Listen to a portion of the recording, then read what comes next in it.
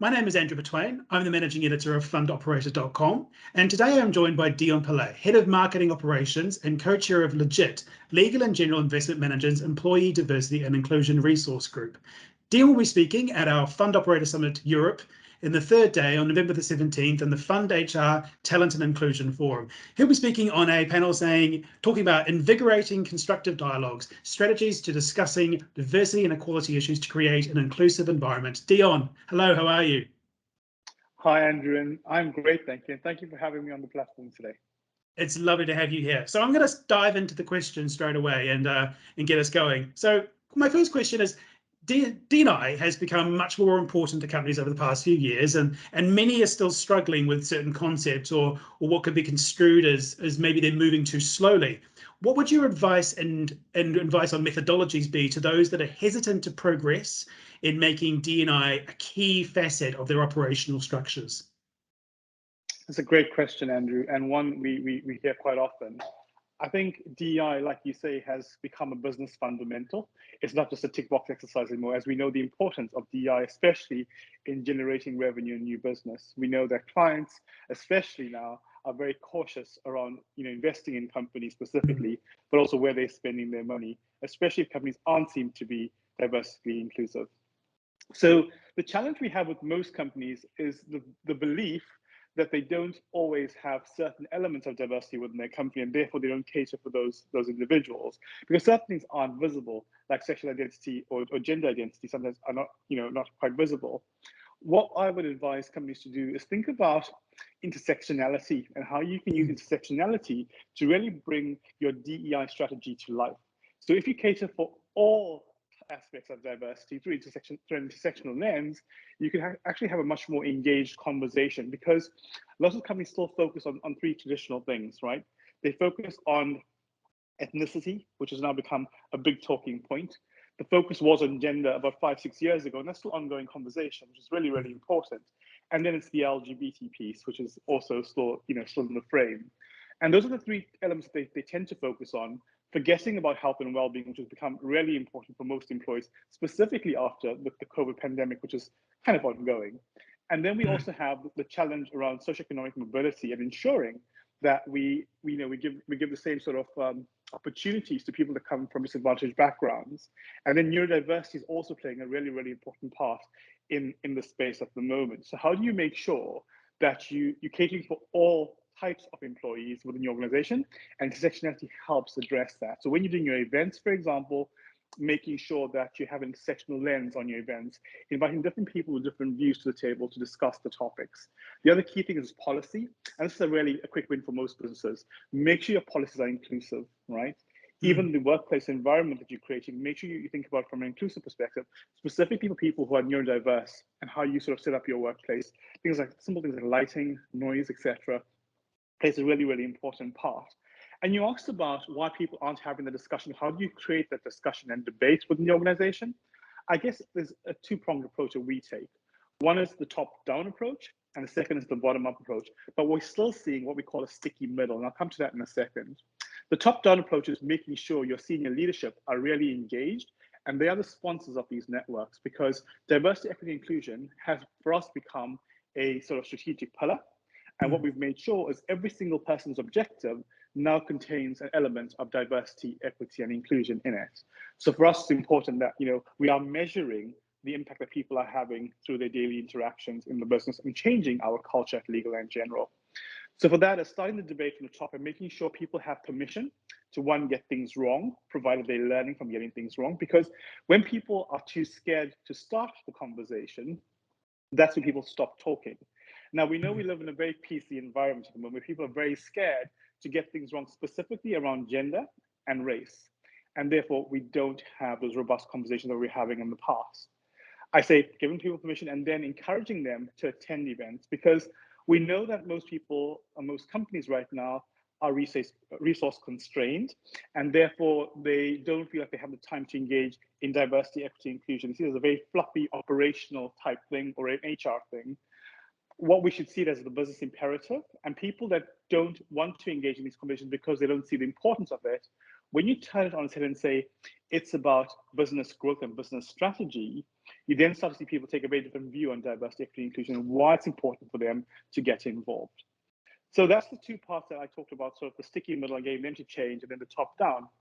The bottom up is really empowering your people within the organization to start having those conversations in a safe environment. So by creating these networks within the organization that we have a community within a community, that makes sense. So even though we have the overall strategy, we have each of the diverse networks specifically catering for those individuals who identify in a certain way and their allies to come together and really have robust conversations on matters that impact them and things that they're concerned about. I think that's a great way of starting that journey in empowering your people to have those conversations. Some really interesting points there, Deon, and I particularly found that part about interesting about bringing other people in. So I wanted to, you mentioned some of your own thoughts there, and I wanted to sort of build on that in ways that, for my next question, can you talk us through some of your own personal strategies for not starting the conversations, but maybe sort of invigorating them and getting them really going and getting down to that nitty gritty, into that granular, and trying to bring people in and change minds, that sort of thing. Yeah, the first thing is the power of storytelling. So I love telling a story, but I like to start with my personal story, because when you make it personable and relatable, it connects with people. And then it makes people think differently, because we hear lots of sort of the standard stories of other people and no one really cares. But when it's somebody close to you and it's someone that you work with, a colleague, sometimes these stories have much more power and they can really change and win hearts and minds. Was it Heinz? Hearts and minds, because I think that's sort of the starting point. Also, it's okay to have different views as long as you're respectful, right? So I'm quite controversial in my thinking sometimes. I love to bring events to the table that are very different, where we challenge things like sexuality, gender, and religion, and the connection between the three things. People go, oh, that's a topic we don't really want to talk about. But we should talk about it, because the more we talk about it, the more we educate people and can maybe change how people perceive things to be, right? We know that religion plays a massive part, especially in gender identity and sexuality. And we've seen that. And even politics sometimes comes into play, right? We've seen it specifically now in the trans community, and how religion and sort of the politics are causing disruption and creating this narrative which is not helpful for the trans community. So I think it's about being controversial but respectful, bringing different topics, bring that intersectional topic as well.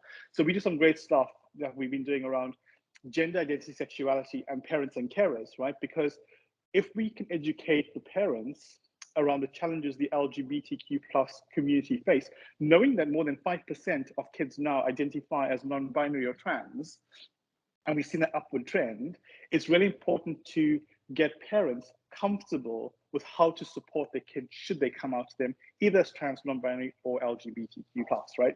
So bringing those topics that are different. The other one that I've been working on at the moment is looking at how the British Empire has impacted the LGBT community. And this is looking at it more from mostly in African countries, so Black people, because there's still this denial that Black people exist, right? Because we know that in lots of African countries, because of cultural nuances and religion, they don't see it as being a thing or something that they are not comfortable with having the conversation and debate about. So bringing those sort of topics to the table is what drives conversation and thinking and debate, because healthy debate is good. Because if we just sat back and created comfortable allyship programs, we focus on all the touchy-feely stuff of LGBT inclusion, not much is going to change. I mean, I get in trouble for saying this sometimes, but I think the word ally is very passive. We need to move away from ally and say, whilst allies are important, I think advocates are a much better term to use, because it shows somebody who's actively taking control and championing and challenging thinking. So moving the dial from allyship, which I see as passive, to advocacy is another way that we can really have a debate around what does it actually mean? Because we all say, oh, we're allies. I'm an ally for the trans community. But what does it actually mean? Just saying, wearing a fancy lanyard and saying, oh, look, I have a trans lanyard. That's great to start internally showcasing that you are supportive, or putting your pronouns on your signature is another great way of showing support. But when you're actively marching with the trans community, like, Trans Pride this weekend, and saying, I want to be counted, if you're going to be attacking the trans community, you've got to come through me first, right? Because I'm not going to have this on my watch. And it's those sort of uncomfortable conversations that will really make a difference in organizations, I think. That's a very interesting point. And you kind of segued into my next question, which is really good. Thank you very much. So the dialogue around diversity and inclusion topics can be hijacked by other topics, or it might struggle to get started in the first place. How would you recommend creating a space where we can have these awkward conversations, we can have these uncomfortable truths being spoken? How do you create a space that's open and safe for those conversations in a workplace to happen? Yeah, and that's another great question, right? There's two ways that I see this working, and these are just my views. One is, like I spoke about. Sorry, the parrot is running around. Can we stop there for a second and start again, because the parrot decided to Yep. Start your answer again. Yep. Yeah, so like I was saying earlier on, there's two ways of addressing this. One is about creating these niche networks where people can come together and have those candid conversations in private, and creating those forums for them to really, really engage. The second one is looking at the overall culture of the business. So what we tend to do, and I find really helpful, is we talk about doing business in different countries, and we talk about the culture in those companies, right, in those countries. So what is acceptable? We're talking about the food, the people, the languages, but also we can talk about LGBT inclusion, or gender, what's happening in the gender space in some countries, because we know that not every single country allows women to be involved in certain industries, etc. Sorry, a call came right through in the middle of that recording. Just cut off on your side. Yeah, what we'll do is we'll Start the question again. Yeah, let's start this whole question again, and we'll just cut this out. That was a really interesting point there about what you were talking about just then, Deon, and it segued quite nicely into my third question, which was the dialogue around D&I topics can be hijacked by other issues, or it might struggle to get started in the first place. How would you recommend creating spaces in the workplace that can facilitate a slightly more open dialogue, especially around these sort of uncomfortable or awkward conversations, which you were mentioning earlier? And that's another great question, and one we see happen over and over again, specifically when bigger topics come to the front, like when Black Lives Matter, which is really, really important topic. We found a massive pivot away from other aspects of DEI and a focus solely on increasing equality for Black colleagues, which is really, really, I still say, very important. The same thing with gender. When gender came onto the platform 5 years ago plus, we saw this massive uptake in talking about gender identity, and it was sad because it was driven by policy and by government. But equally, what we saw was businesses start to do the tick box exercise of promoting women into these really senior roles without giving them the toolkits to be successful, to prove a point that they would fail. And when women did fail, they said, "Well, we gave them the opportunity. Look, it doesn't work." What we've now seen, and thankfully, because we're talking about diversity, we're talking about culture and ethnicity a bit more these days, we've seen this absolute pivot towards promoting of diverse talent from an ethnic minority background, specifically the Black community. And we are seeing the right tools being put in place, the sponsorship coming from senior leadership, etc.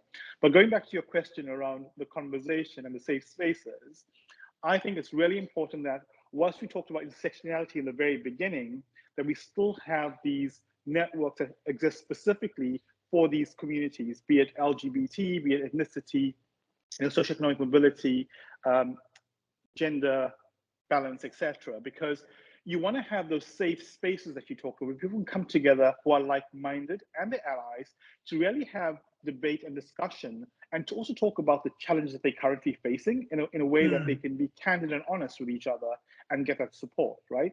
Because when you don't create that environment, people tend to keep quiet and bottle things in, or we don't have the conversation.